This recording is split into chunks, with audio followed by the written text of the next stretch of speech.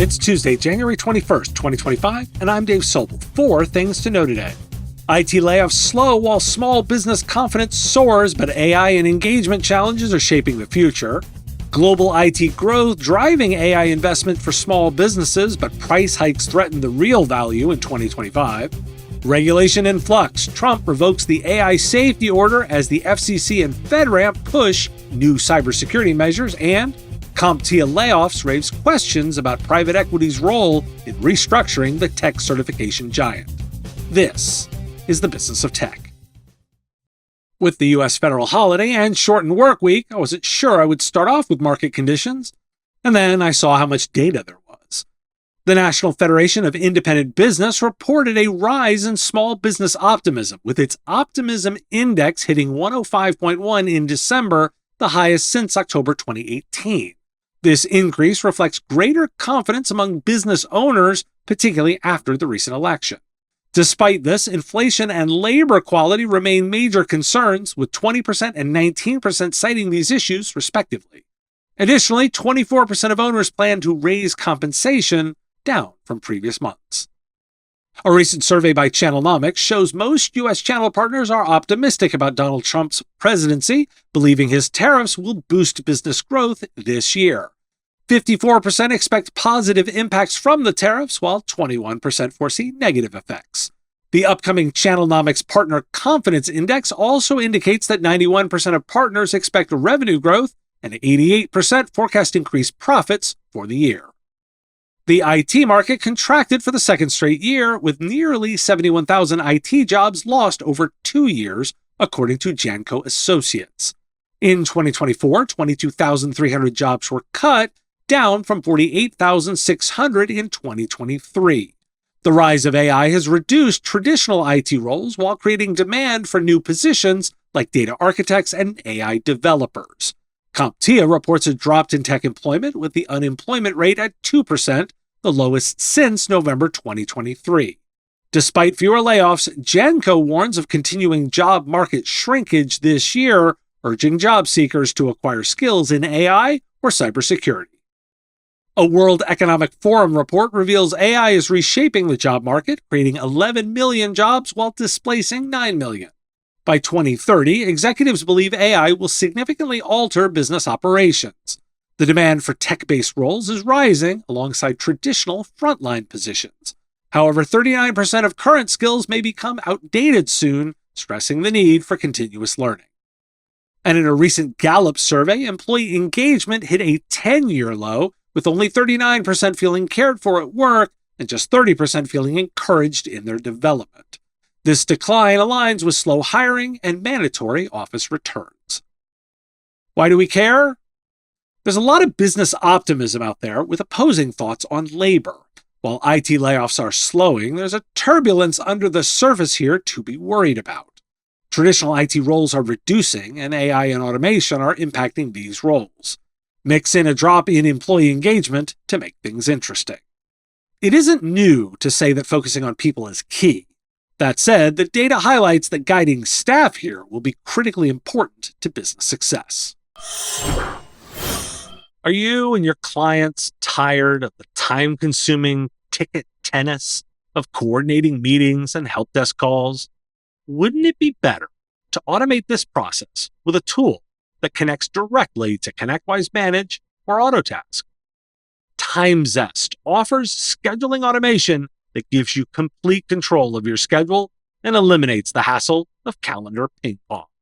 As the only service designed specifically for MSPs, it integrates into your workflow and makes scheduling appointments easy on you and your clients. Plus, you can try TimeZest for free.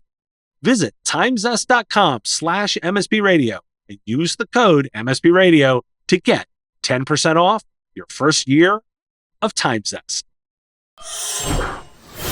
Worldwide IT spending is projected to rise to $5.61 trillion in 2025, reflecting a growth rate of 9.8% from $5.11 trillion in 2024, according to research by Gartner.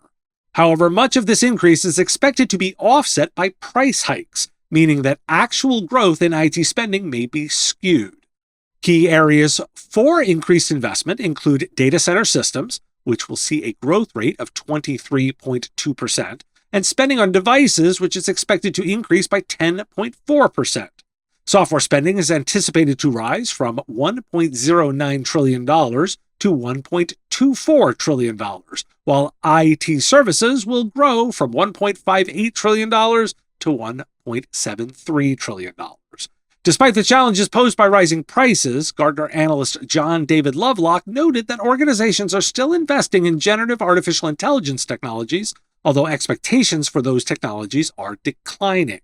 Spending on AI-optimized servers is expected to reach $202 billion. A recent survey by Verizon Business reveals a significant increase in AI usage among small and mid-sized businesses, with 39% of respondents actively using AI last year, up from just 14% the previous year. As businesses face economic challenges, many are turning to technology to enhance efficiency.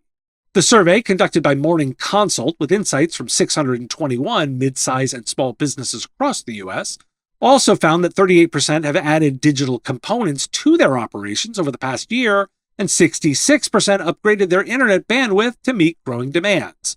Despite concerns about inflation and financial stability, over half of the surveyed businesses believe their financial situation will improve soon.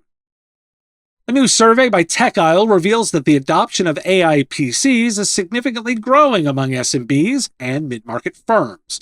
The survey highlights that 77% of IT decision-makers are embracing the technology, followed by 46% of C-suite executives. Engineers and developers are also making strides, with 38% planning to use AI PCs, while data scientists mirror that interest. Business analysts and executives are not far behind, with 36% and 24%, respectively. Why do we care? There's a key detail in there. Quote, much of this increase is expected to be offset by price hikes, end quote. There's a theme of do more with less that's embedded in this data. Sure, IT spending may go up, but if it's all consumed by price hikes, the end customer is not getting more. Be aware of this dynamic when working with your customers.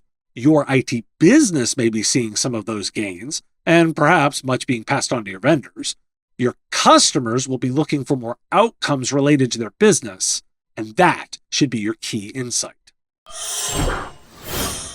Some moves on the legislation and regulation front, too. In a significant move, President Trump, on the first day of his presidency, rescinded an executive order established by Joe Biden in 2023 that aimed to set safety guidelines for generative artificial intelligence. The Biden-era directive required developers of large AI models to share safety test results with the U.S. government and tasked federal agencies with evaluating potential risks associated with AI technologies. Trump's actions include the cancellation of 78 executive orders from the previous administration, including the one focused on safe AI development. And before the transition in power, the FCC adopted new cybersecurity rules in response to the recent Salt Typhoon hacks, which were linked to the Chinese government. The new regulations require telco providers to secure their networks against hacks, with possible fines for non-compliance. The rules took effect immediately and include a proposal for annual reporting on cybersecurity risks. The Federal Risk and Authorization Management Program, or FedRAMP, is proposing to narrow the requirements for cloud service providers regarding authorizations necessary to handle federal information.